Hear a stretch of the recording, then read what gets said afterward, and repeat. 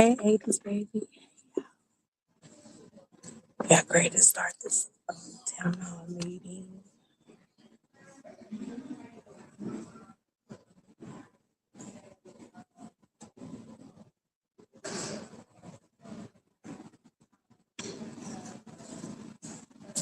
Hope everybody's having a blessed Saturday. Thank you, 80s, for coming in.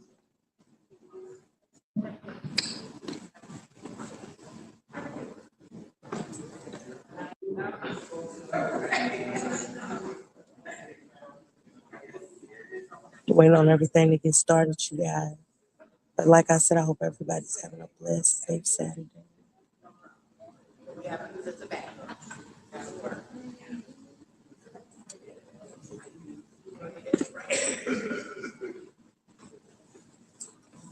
What's going on with you, 80s? Feeling okay?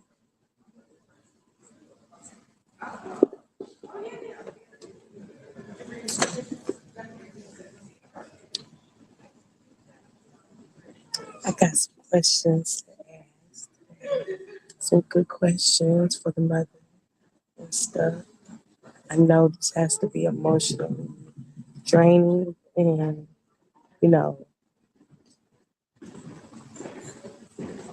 it's almost like how long do you really gotta fight in this kind of situation? How long do you really have to fight? Hey Lola, happy Saturday, sister.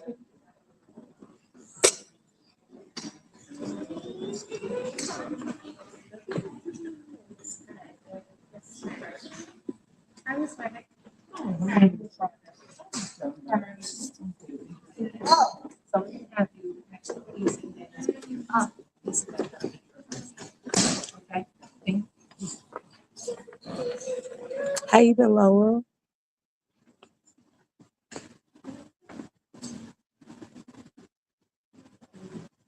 It's so nice outside, y'all. I don't know how to feel. I'm so sick of the cold weather. I cannot wait to get out of town. I can't wait for both of my trips, y'all.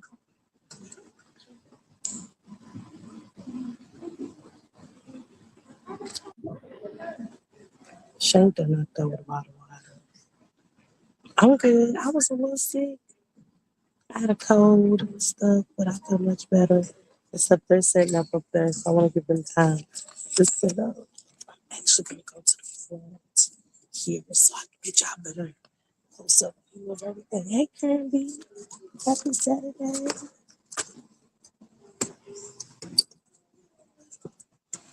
I'm so proud of these moms. So, no, seriously, we are finally in the 70s. We'll have 80s. Okay. Okay. I know the people in New York are happy and if this one slide. But we got all the speakers coming in, setting up on stage, Shake Rock working the stage, of course. And that's a mother right there on the end. I'm gonna have another mother on the show. Hey, Timothy. How you doing, Sneaker? Happy Saturday, sis.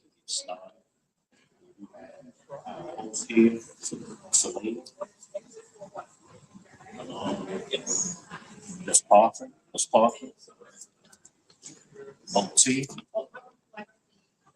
Alicia, and along with us, court, the I don't believe so.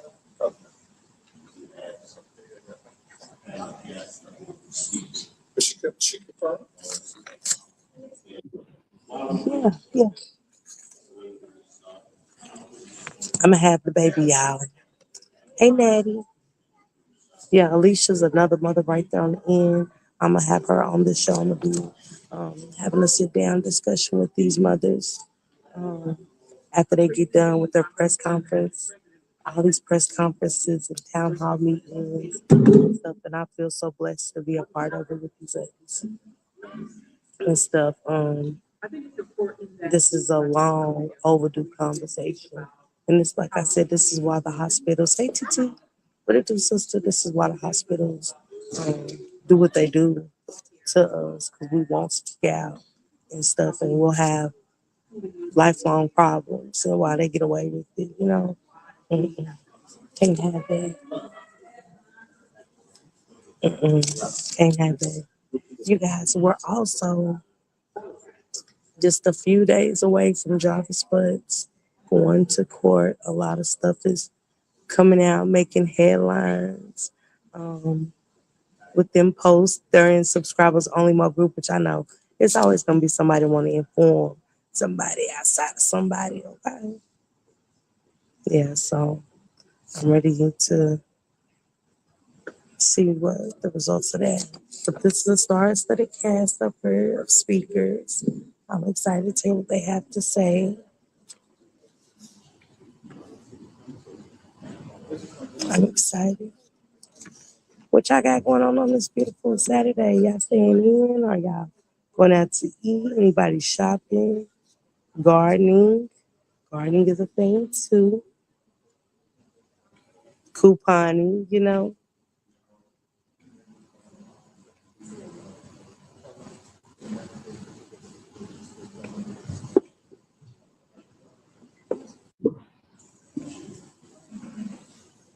You all favorite Miss Parker. Hey y'all. Reintroduce herself. Tell y'all why she's here. Hello everybody. I'm Miss Parker. I have a YouTube channel, Miss Parker, Miss Parker. I'm here to support the mothers and support the cause. This is a long overdue conversation with medical negligence. We have gathered as a community with a shared purpose, awareness, truth, and healing. This town hall is not just about one experience or one family.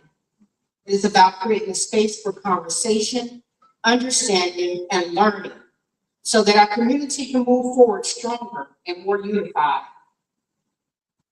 This is an opportunity to bring together community leaders, advocates, healthcare professionals, and residents to talk openly about the importance of transparency, compassion, and trust within the systems that serve our families. When communities and institutions communicate clearly and work together, it helps build confidence, restore faith, and strengthen the relationships that protect our health and well-being. My hope is that everyone who joins us this afternoon leaves with a greater knowledge, deeper understanding, and a renewed sense of trust in our ability as a community to support one another and work towards solutions that uplift and protect families. The purpose of this town hall is to create awareness, truth, and healing. This is a conversation, not a conviction, because our goal is to create a space of trust and inclusiveness for respectful dialogue and community reflection. I would like to take this opportunity to welcome community members, leaders, and the media here today. Also acknowledge the families impacted by medical trauma, such as Alicia Pringle Morris. We appreciate you for coming out and your support. Now let us introduce our panel. Today I have Councilman Malcolm Graham. Thank you so much for coming. I have Lorenzo Hopper of the Charlotte Maternal and Health Work Group Leadership, as well as Reverend Corinne Mack from the NAACP. It's an honor to have you all here. Now, I want to bring up to the stage Ms. LaChunda Hunter to share Legacy's story and the reason why we are here today.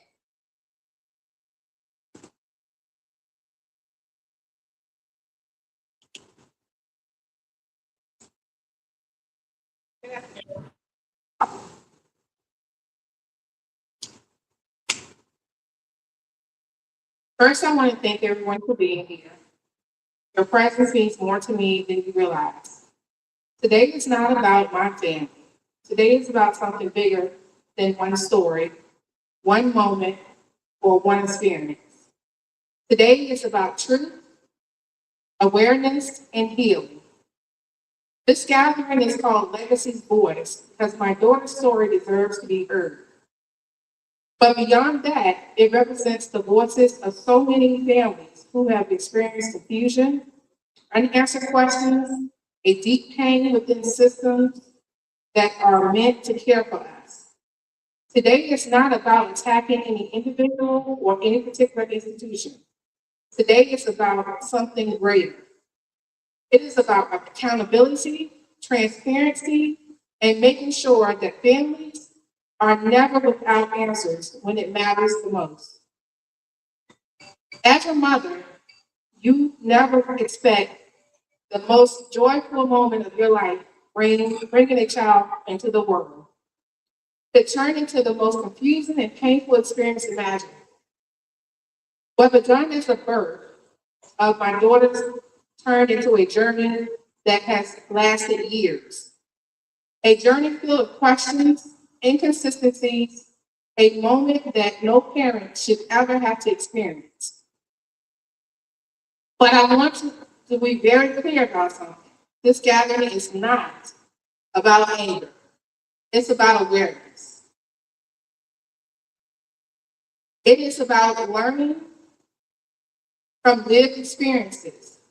And it is about ensuring that moving forward, families across the country can trust the systems that are responsible for caring for them during the most vulnerable moments of their lives. When families enter hospitals or medical facilities, they are placing their full trust in the people and the systems responsible for their life and care.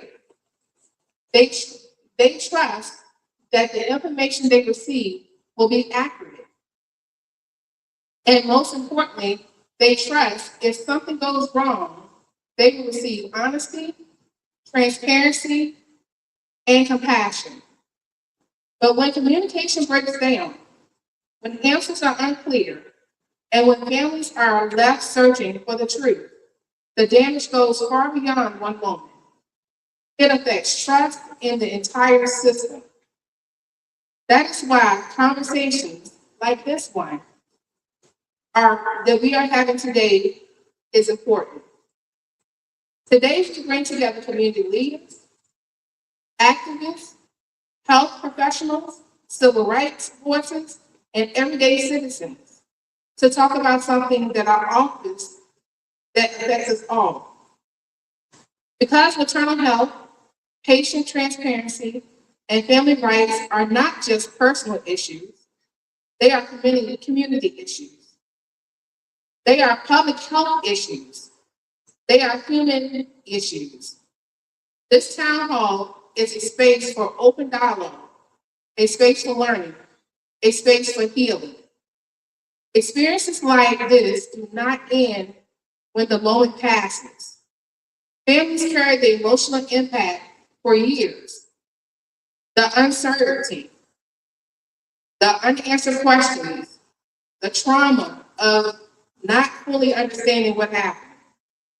That is why today we have invited professionals who understand the psychological and emotional effects of those experiences. Because healing is not only about policy change, healing is about acknowledging the emotional weight that family carries when they feel unheard and unseen. While my family experience is what brought us here today, but this conversation is much bigger than me. Across the country, families have spoken out about moments when they felt confused, dismissed, or left without clear answers during critical medical situations. When those experiences happen, people begin to lose confidence in the system that should be built on trust. The trust is the foundation of healthcare. If trust breaks down, communities suffer. So today I'm about restoring that trust through transparency, accountability, and dialogue. Out of this experience came something important. The idea that we can take pain and turn it into purpose. That is where the idea for legacy law was born. Legacy law represents the belief that families should have stronger protection, clear communication, and transparent processes when it comes to maternal care, newborn care, and patient rights. It is about ensuring that families never feel like they are navigating difficult situations alone. It is about making that clarity, documentation, and accountability are all present when it matters most. Legacy law is not about blame. It is about improvement. It is about strengthening the system that serves our communities. And it is about making sure that no other family experiences the uncertainty that mine have faced. Before we move forward, with our speakers today, I want to take a moment to acknowledge something important. Every person in this room comes from a different background, different experience, and different perspectives. But today we share one thing that is common. We all believe in families deserve truth. We all believe that patients deserve transparency. We all believe our communities deserve systems that they can trust. Today we will hear from leaders in civil rights, healthcare advocacy, trauma awareness, and community leadership. Each of them bring a unique perspective to the conversation.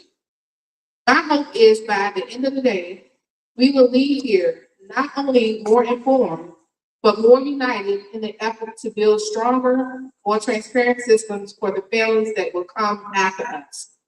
Because that is what Legacy's voice truly represents.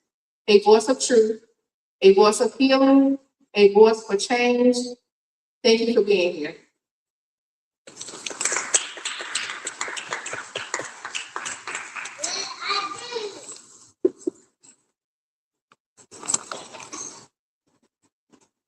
I just want to say I have 25 years in the medical field, so I see it from both perspectives as a former healthcare professional as well as a mother. So I thank Ms. Hunter for putting this together. I think awareness is definitely needed because oftentimes our voices are muffled, unfortunately. So we are going to start this off with Councilman Graham. I again appreciate him for coming and taking his time out to do this. Thank you. Listen, thank you very, very much for the opportunity to be here today and to be a part of this panel.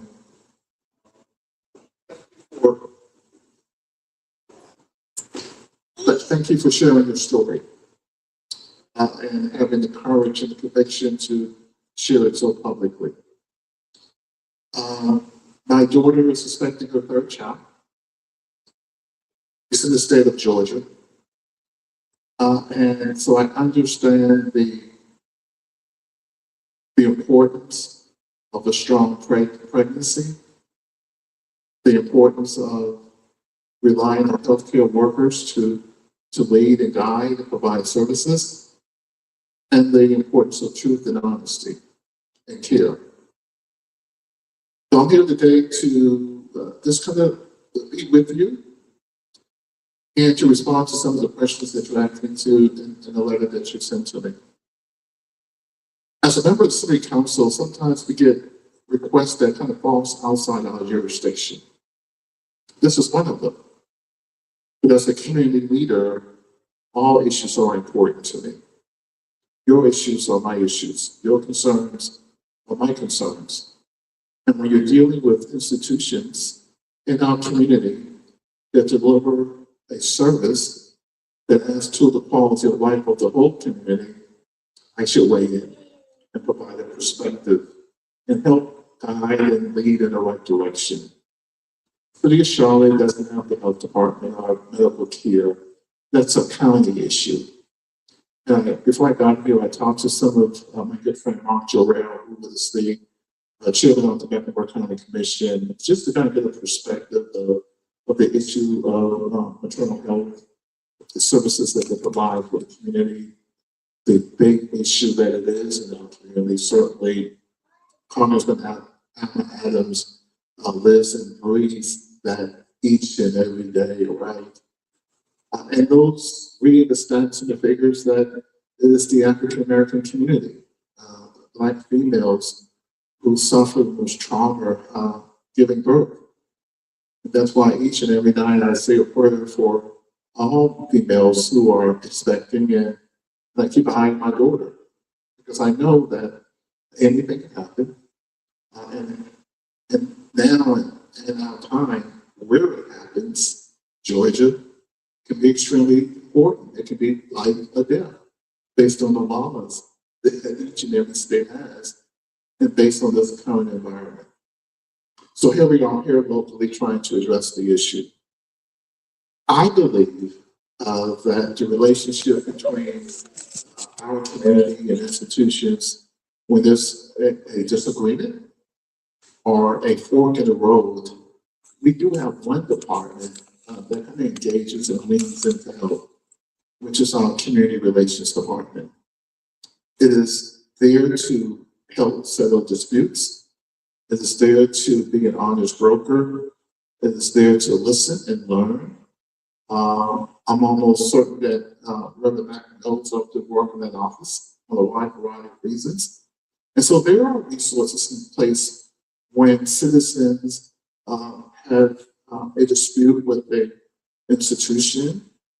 One in particular, Fahrenheit, is a young lady had a discriminatory case against them, and she came to that office, and that office is available to you and any other individuals who find themselves trying to fight an institution by yourself, that feel that you don't have the resources sometimes to go against a big corporation or institution. And so we're here to help in that way. Obviously, Mecklenburg County has a wide variety of services available for individuals for care. The leadership of this community, starting with Congressman Adams and Commissioner Jarrell and others, care about the issue of maternal health. We need a doctor office on Bates Court Road because access and proximity to the services is really important. Many services in our community.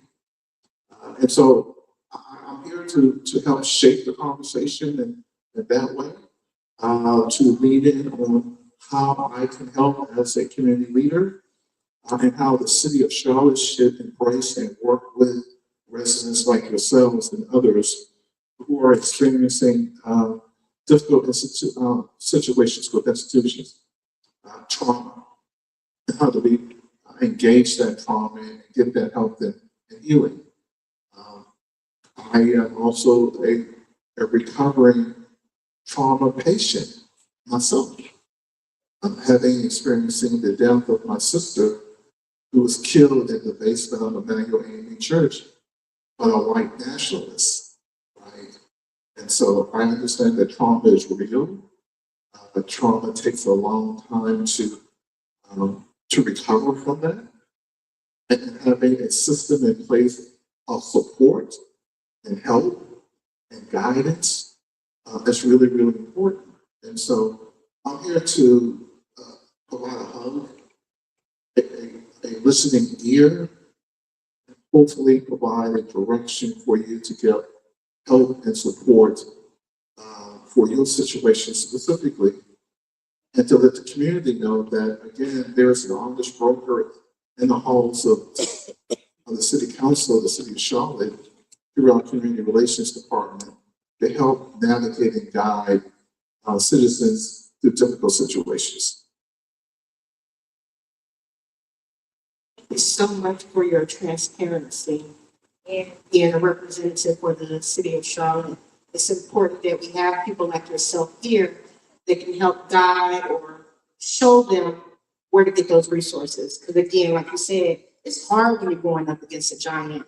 And it's not that you want to rock the boat, but you want your voice being heard, you know, especially when you're dealing with trauma. So I appreciate your voice. I appreciate your transparency as well, because sometimes we don't want to address the trauma that we're currently facing in our communities. So thank you for being open and transparent about that, and especially as being a Black man, because I know sometimes that can be tough to admit, especially to a crowd of people that you don't know. So thank you so much. And now I am going to pass the mic to Mr. Lorenzo. And okay.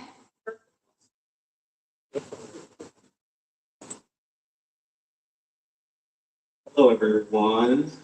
First off, I want to thank you so much for this invitation. Join you all in this conversation that's so important for all of the reasons that have been shared previous to me stepping before you today.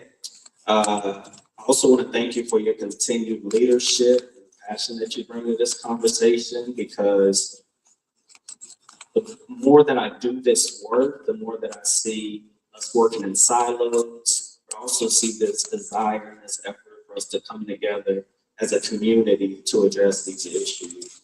My name is Lorenzo Hopper. I'm an assistant professor at the University of North Carolina in Charlotte. And my work focuses on advancing maternal and child health, specifically through father engagement and finding the ways in which fathers can better support before, during, and after pregnancy their partners to strengthen their family. In addition to that, I work very closely with WEBE, the Women's Empowerment and Birth Equity Institute, as a board member. And so, that's what I do professionally and where my passions intertwine. But I'm here today as a community member. This work has taken on a new, I'm looking at it through a new lens today, as my wife and I are expecting our firstborn in April. So going through this pregnancy journey these past few months, I've experienced the joy that comes with, expanding your family and growing your family. But I also look at the many issues that exist in the healthcare system. And I think, I'm even more passionate, and there's more fuel in the fire for me to be a part of the conversations, to link individuals to resources, to connect community partners, and things of that nature. I'm joined today by one of my colleagues, Dr. Alyssa Deloge, and we're 2/3 of a faculty group. We created the Charlotte Maternal and Child Health Work Group. And so in our positions at the university, we come across many students who are interested in the topic of maternal and child health. We come across community partners, and there's so much opportunity to build academic and community partnerships. And we wanted to be a part of that. We really have a desire to be a leading hub in Charlotte for maternal and child health work. But again, we're here today because we care passionately about this work. I want to briefly talk to you about 3 areas that I believe are really critical to advancing maternal and child health in Charlotte, across North Carolina, and across our nation. Preventing trauma during pregnancy and childbirth is one. Strengthening patient-centered care. I've been involved with some research to look at existing evidence that just says that patients have such a strong desire for patient-centered care, and providers need to be open to the preferences and desires and prioritize effective communication with patients at every stage of the way, right? And then finally, the importance of community partnerships, the importance of coming together as a community that really take control to elevate voices like yours and your story. One thing that I've noticed, the individuals who are leading the work, leading the charge, are also individuals who have suffered the most and who have experienced the trauma firsthand. So I do want to leave you with words there. When we talk about maternal health, oftentimes we focus on medical outcomes, but we also need to be talking about the experiences that women, that fathers, that mothers, fathers, and their families have during pregnancy and childbirth.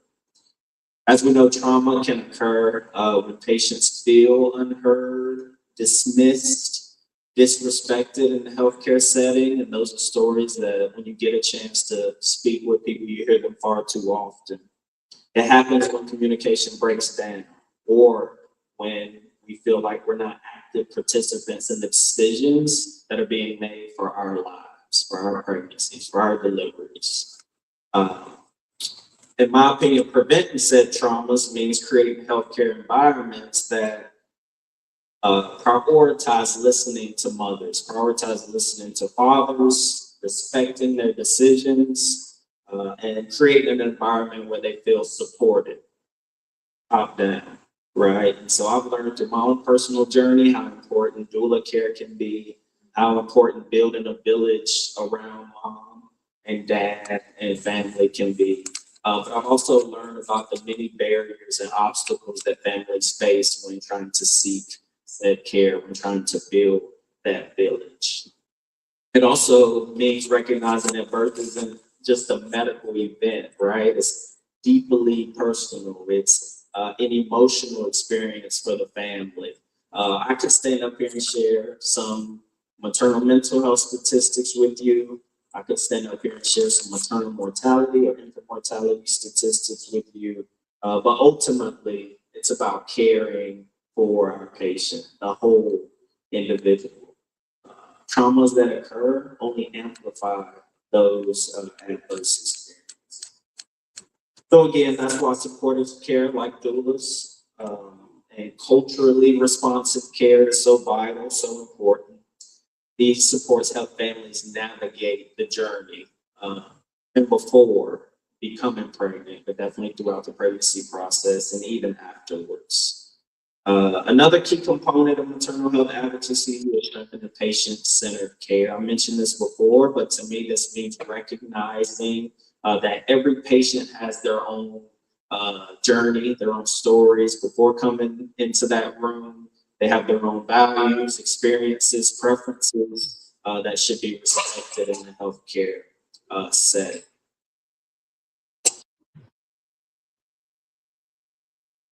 Taking the time, oftentimes because we just get a chance to rub elbows and we're trying to build relationships with healthcare providers, time comes up. The lack of time to, dedicate towards every patient that they have to see. In rural communities, I'm from Shelby, North Carolina, a rural community not too far from here, time is even more valued, right? And but I think listening to patients' concerns and explaining options clearly, communicate everything that's going on, needs to be prioritized. And then I think this is where community organizations play such a powerful role. One thing that Alyssa and I have really been able to do is build relationships with community partners. For example, WEBE, the Women's Empowerment Birth Equity Institute, they're doing incredible work right here in Charlotte.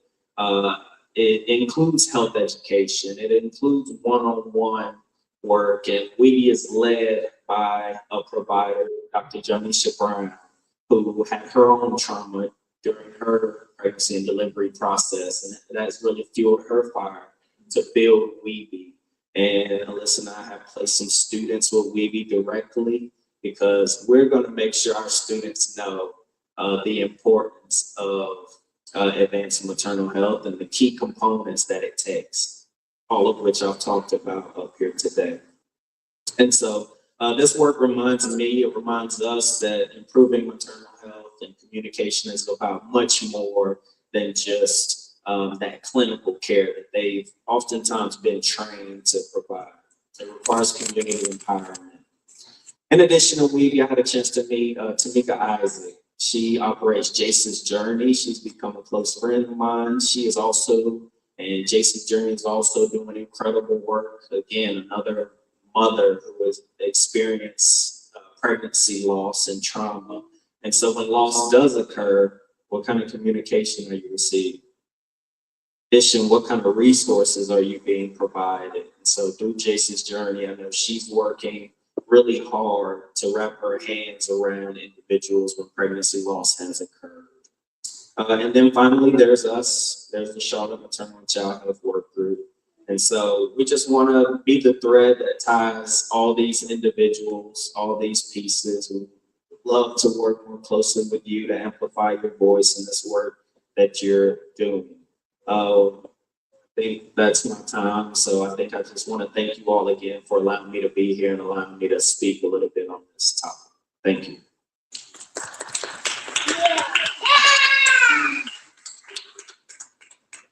Well, Lorenzo, Happy I'm glad Saturday. you brought up fathers in this conversation. Because oftentimes, charge it to my mind and not my heart, we don't include fathers in these conversations. So thank you. We're definitely going to talk about more of that and the effects in rural communities. I also live in one. So thank you so much. So next, we're going to have the fabulous team of Reverend Corinne Mack from the NAACP.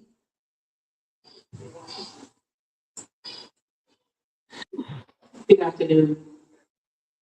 I want to start with speaking to my beloved sister, Victor. When I read your email, my heart went out to you because I understood firsthand the level of trauma that you're going through. But I want to expand this conversation to every Black woman in this room, or brown woman in this room, who has experienced any level of exclusion and the feeling of invisibility.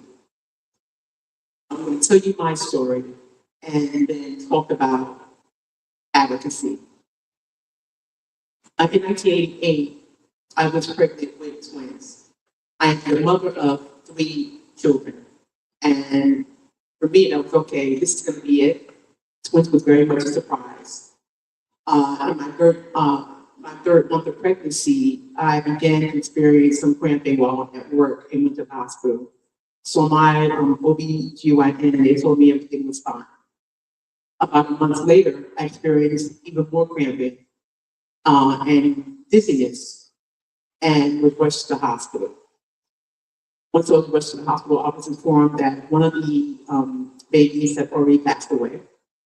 And they wanted me to carry the second child to full term. So my thing was, okay, at least I'll still have one of my children. But the level of depression that I began to fall in because of that was something I'd never experienced before. About 6 days after I was told I had to carry the child to full term, I passed out at work and was rushed back to the hospital. And of course, they had to remove both of the fetuses. And then I fell into a depression that my husband couldn't get me out of, my children couldn't get me out of, no one could. Because there was some sense of guilt that I carried. And although now, we're talking about 1988, almost 40 years later, I realized that it wasn't my fault. My body simply rejected the babies. I also felt a love of anger towards the healthcare system because I really believe that if my doctor had listened to me, initially when I went to the hospital, I could have saved my children. So I understand exactly how you feel. In saying that, because I've been in civil rights for 58 years of my life, I understood very clearly I had a responsibility to fight not only for myself, but for every other Black woman and for every other Black girl. And in those conversations, once again, systemic racism became the forefront. And how that shows up in every facet of life. How implicit bias shows up in every facet of life. And how we as Black people have a tendency to be forgiving or at least extend grace to those that we do not extend grace in our own communities. If I had been a lot more assertive in advocacy for myself, things may have been different. But even in that situation in 1988, I gave grace. And I want us to understand that, as loving people, that's what we're supposed to do. But we also have a responsibility to self-examine why we are so forgiving of others when we actually don't forgive our own people. The level of anger and canceling that we do towards our own folks is very different from what we do with others. And that must stop. The other issue is we can't truly come to reconciliation with anyone until there's first acknowledgement of wrongdoing. Public acknowledgement of wrongdoing. That's how we get to atonement, because someone admits, I am wrong. And very rarely does a system that did not see us as humans rise to it. When we go back to the historic harms of Black people, most of it comes from the lack of humanity they see in Black people. And we must acknowledge that.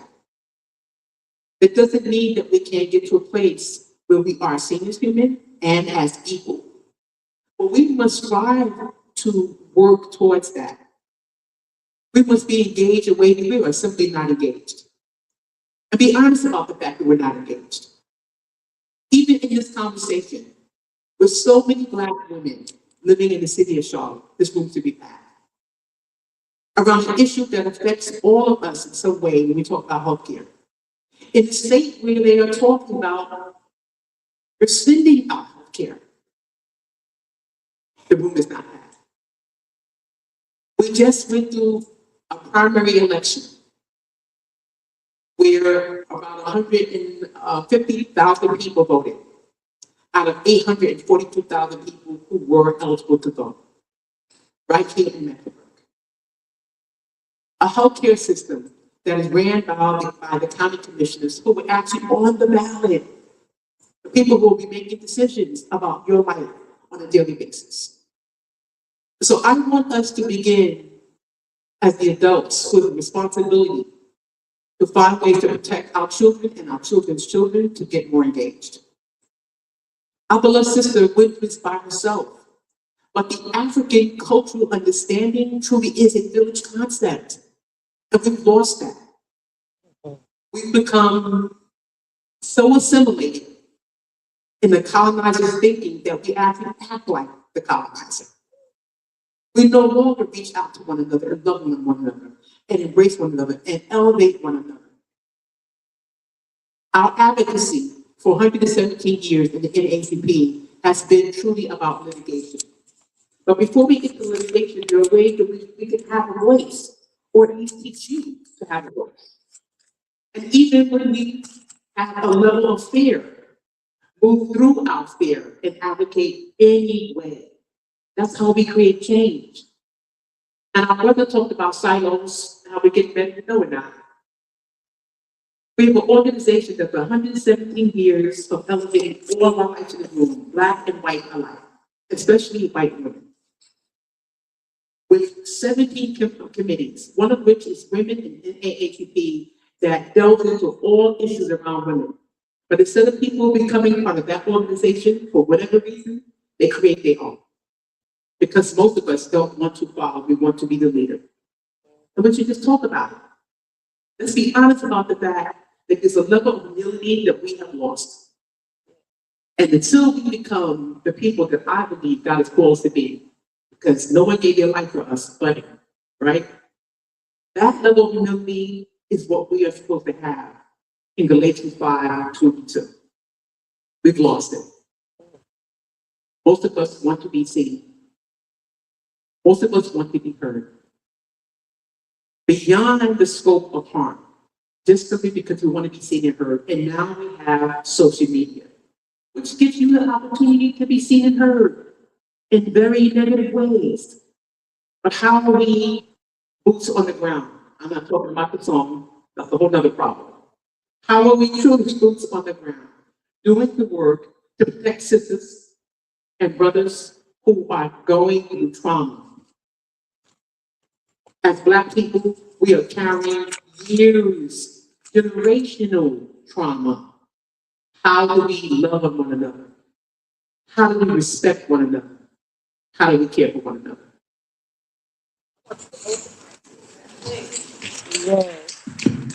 Those were some powerful words, okay? And I say that from the experience on being on the ground and sitting on several different committees. And I agree with you.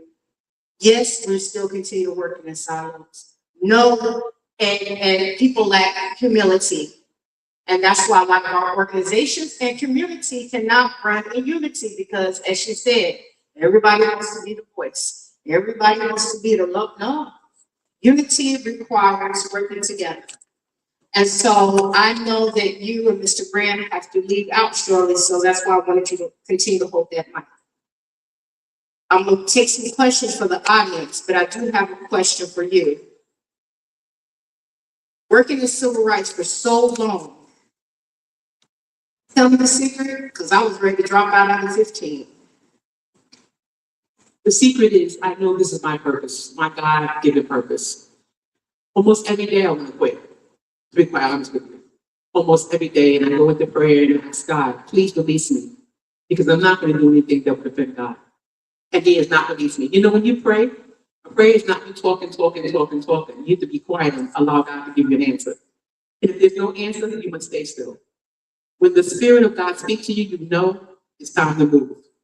But He continues to keep me in this space for a reason. And let me say this. I'll be 69 years this year, 69 years old. And my children keep telling me it's time for you to just go on about your merry way and have a good time. I don't know how you do that at 69, but anyway.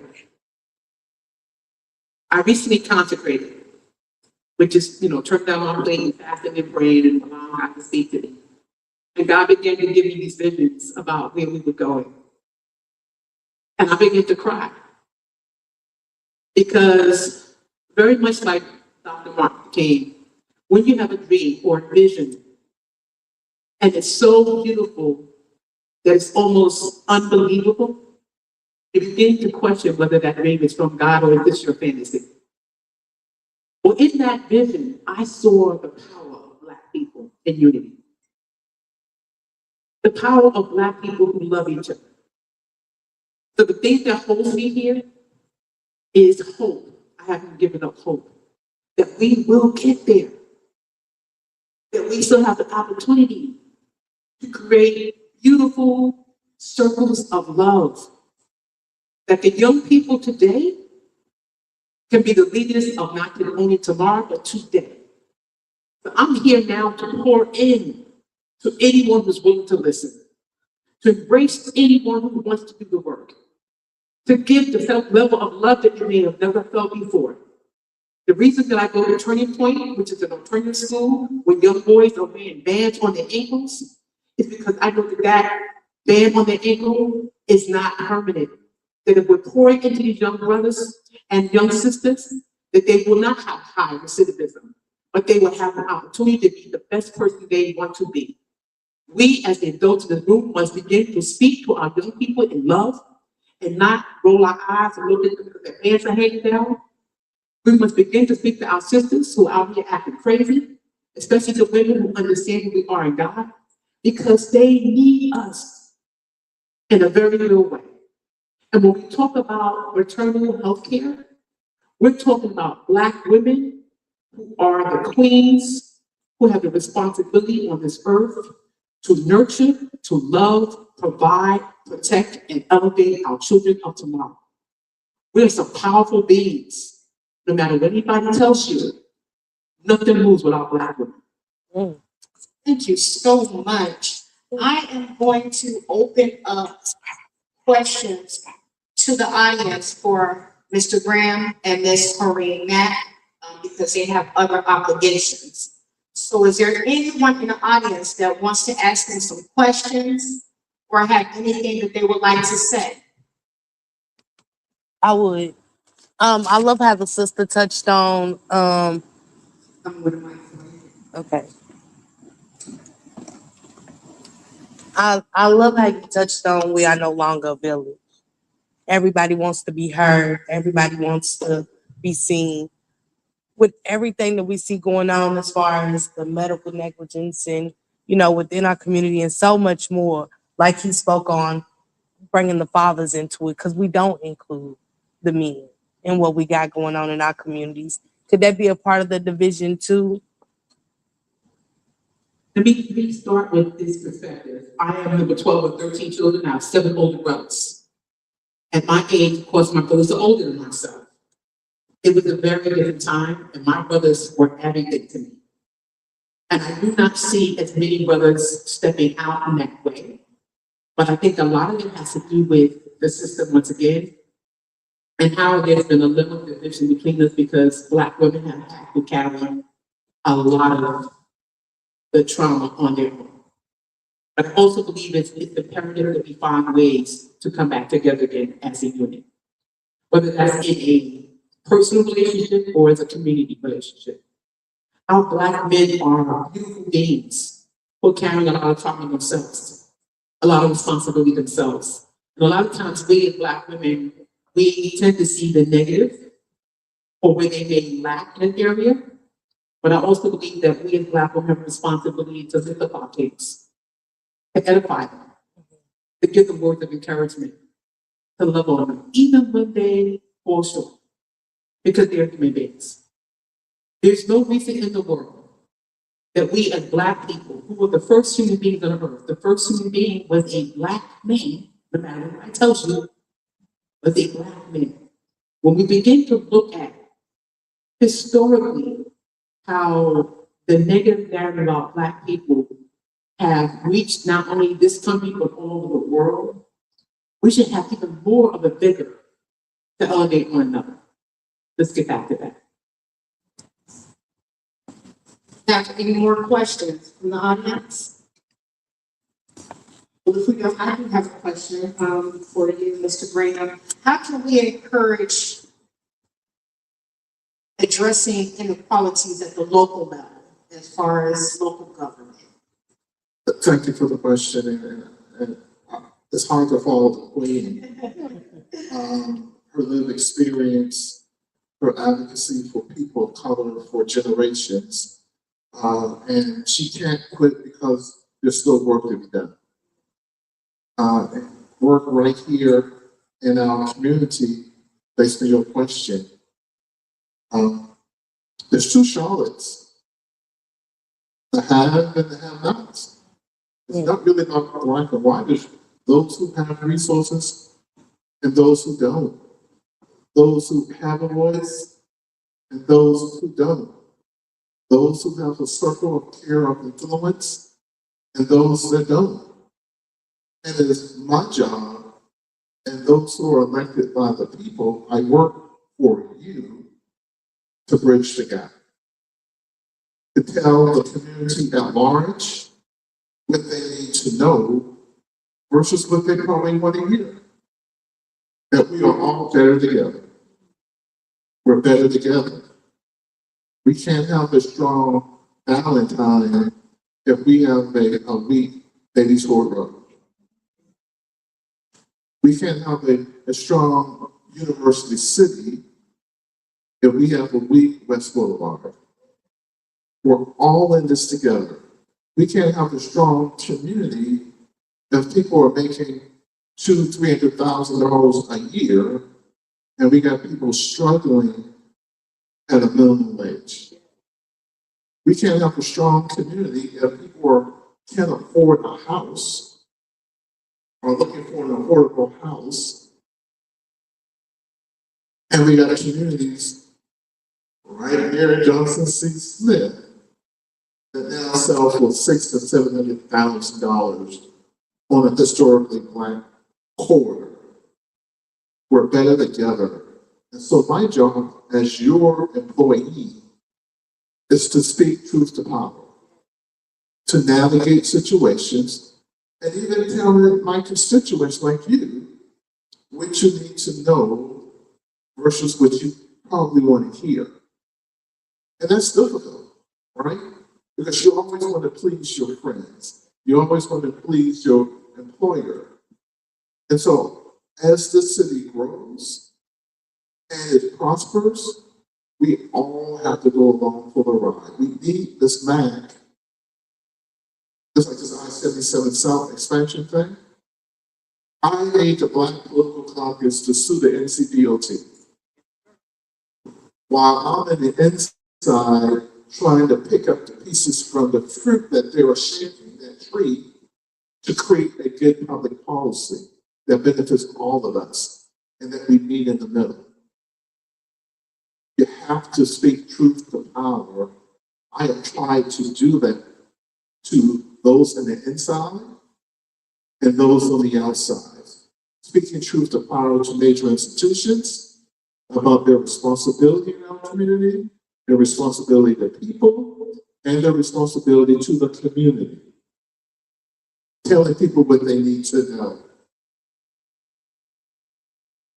Telling you what you need to know, even if you don't want to hear it. That's what that email is all about. Truth, honesty. And Ms. Mack has said it all. Black men, Black fathers, congratulations. Black grandfathers, and those who hold positions like me or public policy. You know, my daughter told me of a situation of one of her friends in Georgia, expecting twins. One of the twins has some medical issues early during one of her regular doctor's appointment, and she had to make a decision. Her life was in jeopardy, the mother, the jeopardy of the second child, life was in jeopardy. She lived in Georgia, where the public policy prevents a wide variety of medical proven situations. She had to leave the state. Had resources.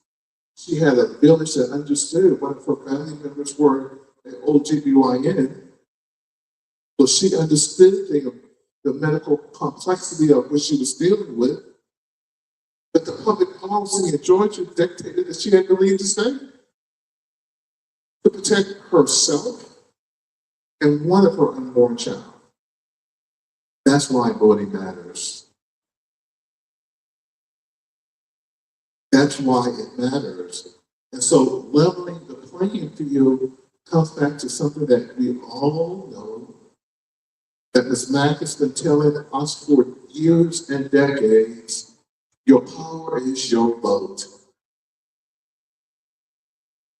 The Department of Health in Charlotte, Mecklenburg, was on the ballot last week.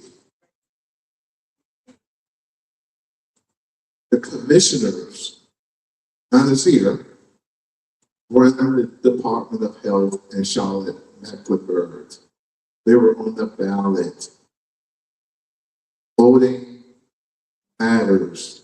Voting levels the playing field. You don't like what I'm doing? Vote me out. Or send me like-minded people that I can work with. And understand the strategy. And this is something, you know, we can't have her quit because too many of our civil rights leaders are passing. Reverend Jesse Jackson taught me this years ago. Malcolm, somebody has to shake the tree so the berries will fall down on the ground so others can pick it up and bake the cake. It's a push and a pull. You guys shake, I'll bake, and we get the policies necessary that reflect a level playing field for all of us.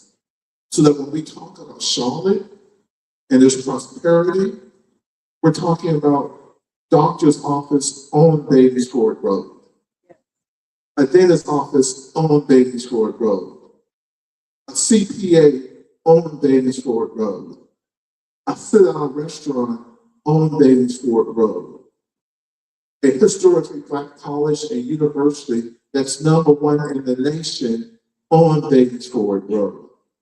Those things has to be intentional, and that's why as your representative, I supported funding for the Historic Excelsiors Club. I supported Brother Christopher Dennis, a Black man, this redevelopment project that brought the Chase Bank and the TD banks on Babies Ford Road.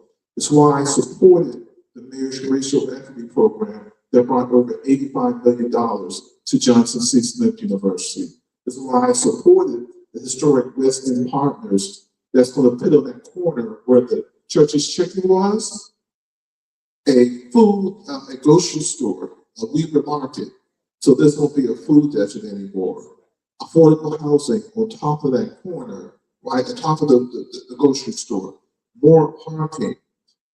5 Point is our trade and Tryon. So it needs intentional investment. And to stop gentrification on leveling the playing field in this community, is being very intentional about doing business with Black folks and not apologizing about it. Every project I talked about is being led by an African American male and or female on Batesford Road. It's intentional, unapologetic, right? Unapologetic. And if you got an African American mayor and you got 4 African American at-large members, and if you got an African American district member, and you got another one representing District 1, District 4, and a Black city manager, and a Black city attorney,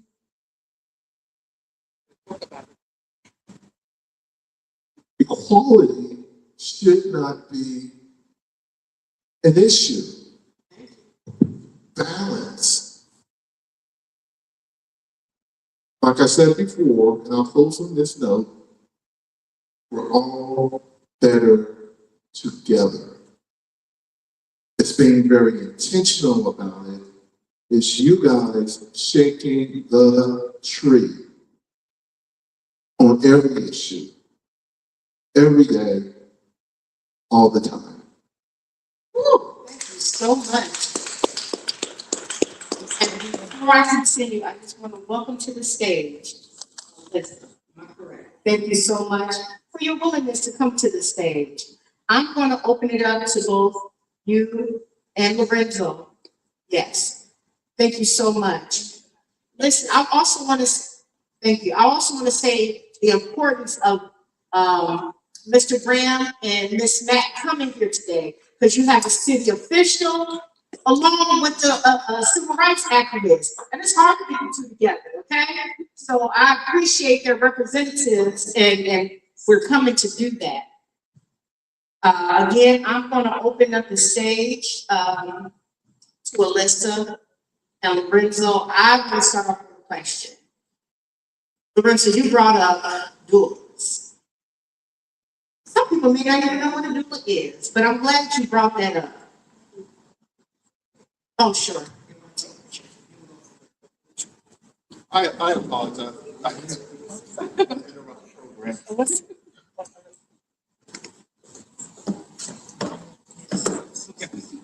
Good to see you. Hold on, you don't want me to? Yeah. This one right here. Got you.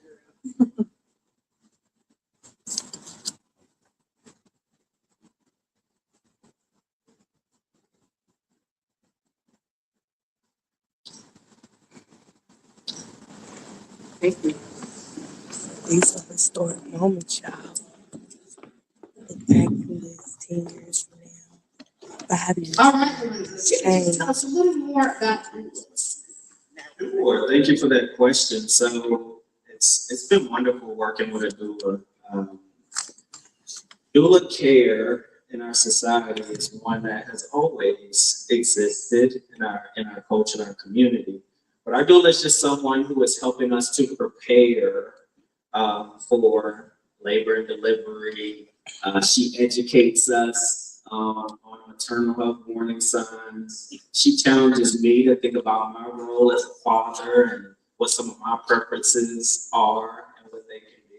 And so doulas provide care before, during, and after postpartum pregnancy. It's one of the key individuals in what I call the birthing village for sure. And so it was very important for my wife and I to have a doula. She's someone who will be there with us every step of the way. And so it's really important for me to educate individuals and let them know that doulas are available for them. There's also a lot of research behind doula care and the improvements and the positive impact that they have on birthing outcomes as well. So, Now, can doulas, help with home births? so doulas do assist in some states with Oh. home births, and so that's like one of the first questions that was asked with our doula. She was like, I don't do home births, but like I just want to know, is that something you all have talked about, and like, you know, things of that nature. Is that something that you all talk about in your organization? Absolutely, yeah. You want to speak a little bit on doula care as well? So, Hi, everyone. Okay, before I answer, I also want to just thank you for welcoming me into the space. Thank you, Ms. Center, for organizing this event and sharing your story. I know our other panelists are gone, but I just want to thank them for their vulnerability and sharing things about their personal life. But one more thing to add on to doulas is doulas really are an advocate. All doulas usually go through a training. There are national organizations that train doulas, and as part of that training, they are learning how to be an advocate for the family that they are working with, especially in the room, as kind of being that go-between between them and the medical professional. Obviously, when someone is going through their birthing experience and a provider comes in the room, whether it's the OBGYN, it's a nurse midwife, and they're trying to spew out this medical jargon, talk to you about what's going on, you're focused on giving birth, not necessarily in the correct headspace to be receiving that medical jargon and hearing terms that you don't know. The doula can be there to kind of be that middleman and the translator and the advocate to make sure that if you have certain desires in your birth plans and things that you want to go to the best of their abilities, again, sometimes things happen during birth that we can't always account for and expect, but they're really there to make sure that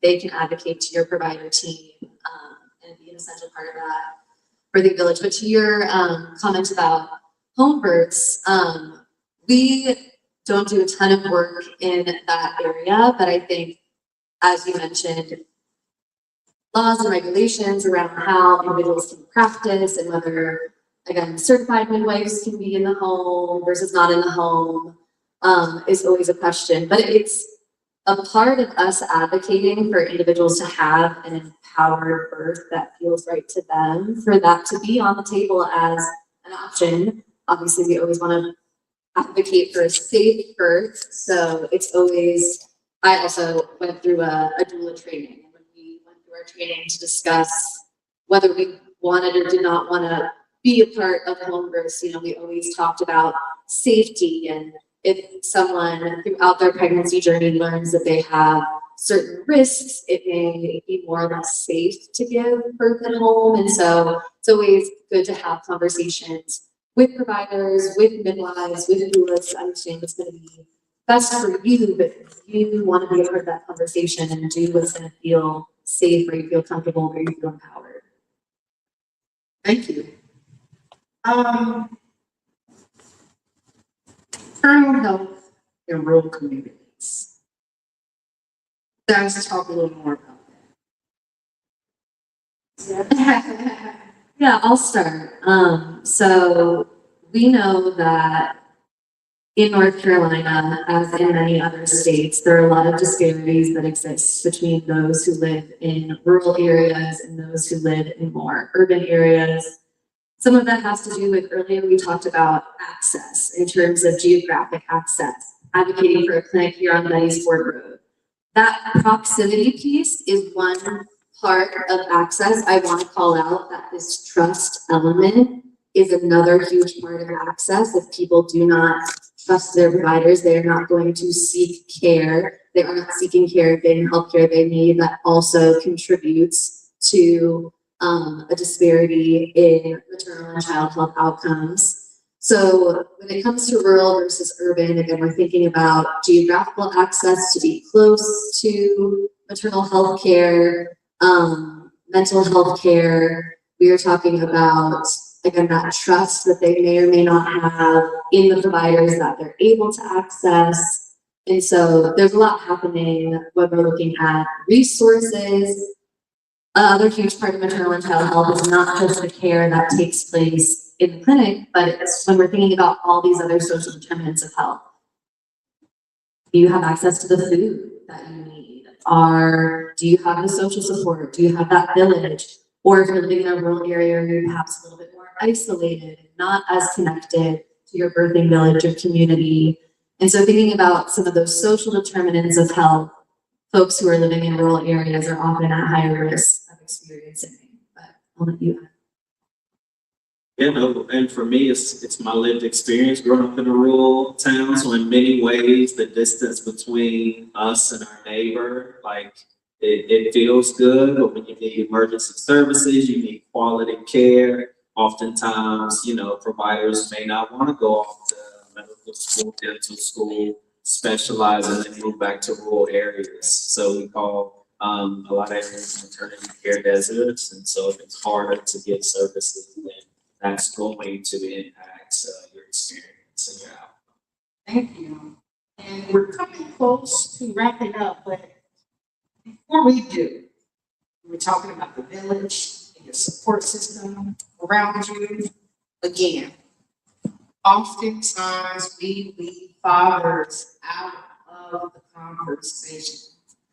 I don't believe it's intentional. I think we just sometimes just really focus on the mother when the father is just as important.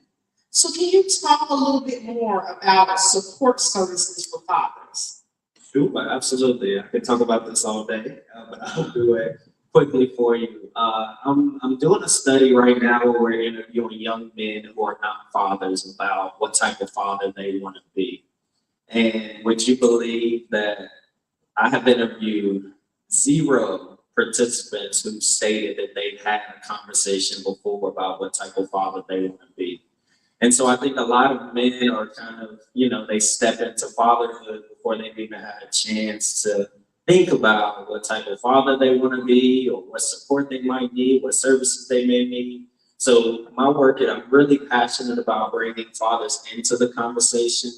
But believe it or not, the transition to fatherhood also has an impact on the man's health. It's physical, his mental, and emotional health. But aside from that, it's really about bringing him in to be a part of that village for me, because we know that we've had persistent health disparities for so long. And I just think, again, it's that piece of the puzzle that coming up for me as a student, I was surprised to see that there were not more conversations around fatherhood, more resources around fatherhood. And I'm sitting before you as someone whose father wasn't in his life growing up as well. So I think it's generational in a sense. There's a ripple effect when fathers aren't, they don't feel included in the conversation. I've sat in the doctor's office numerous times throughout me and my wife's journey, and the provider didn't say a single word to me. And that kind of replicates what I've heard from men who I've interviewed who say they don't really feel included in the process. They don't really think they need to even be there. So many of them don't go to the doctor appointments. And that just kind of sets up this, this role for us, and what many of us have been trained to be, and that's just to provide financially, and just not realizing how vital we are to our child, to the pregnancy outcome for one, helping mom and baby, but also our child's development. Thank you for that. Thank you for actually bringing that up, because again, it's not something that we typically talk about. We always focus on the mother. And I think that we need to have more conversations around the father's support and participation in the pregnancy. I think we should talk about it more during these forums, at doctor visits, because I've never had a doctor ask about the father, to be honest with you. Heard it twice, so I think it's a conversation that needs to be had.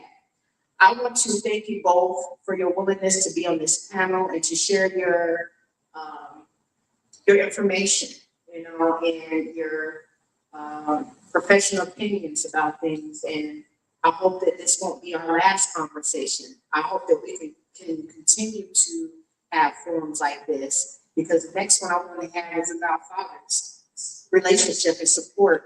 Like that would be my next one.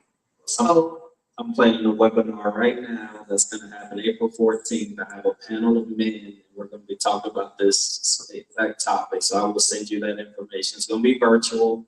So we'll send that and make sure you all get an invitation to that conversation. It's going to be a good one. Great, thank you so much. So before we close this afternoon, I want to thank everyone who came out to stand for awareness, truth, and healing. Your presence here today shows the power of community and the importance of listening to one another's experience.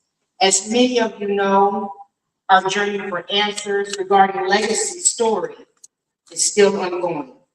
Seeking clarity and accountability in complex situations often requires legal guidance, time, and resources. For those who have asked how they can support the family during this process, a community support fund has been established to help with the upfront legal expenses connected to Legacy's ongoing case. In addition, we are working towards meaningful change so that the families in the future never have to face the same uncertainties. A petition is available for those who would like to support what we hope to become Legacy Law, an effort focused on strengthening transparency, communication, and protection for families navigating medical crisis. If you feel led to support, learn more, or to sign the petition, information will be available as you exit. Your prayers, voices, and your presence here this afternoon means more than words can express. Thank you for standing with us in pursuit of truth, awareness, and healing. I love you all, and I mean it. I'm going to bring Miss Hunter up. Do you have any closing words that you would like to say? All right, then. Actually, Cecilia, I have a couple of questions I would like to ask. Oh, sure. Can we ask Mrs. Turner a question?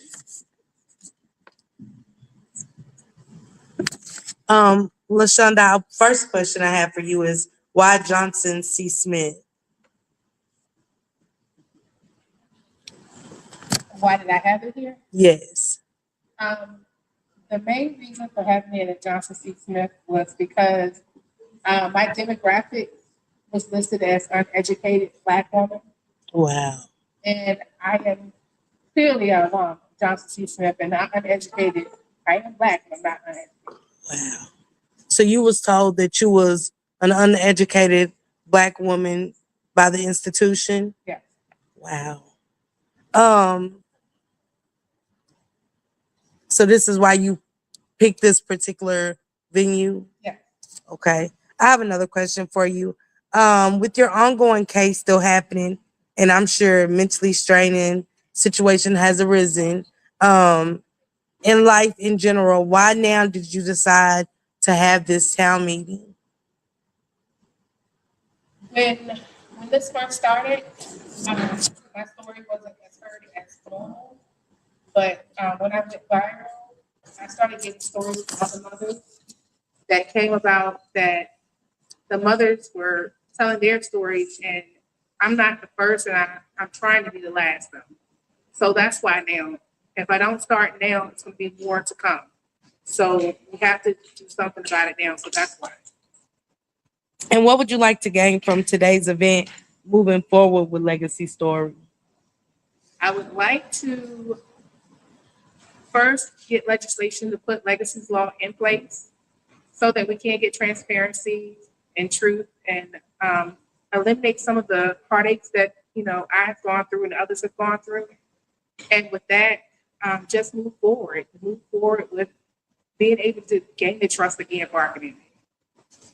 And in the future, do you plan on working with Jason's journey as well, the other mother who has kind of went through a similar situation? Yes. As yourself connecting with her, we got Alicia back here as well. Yes, we're united as one.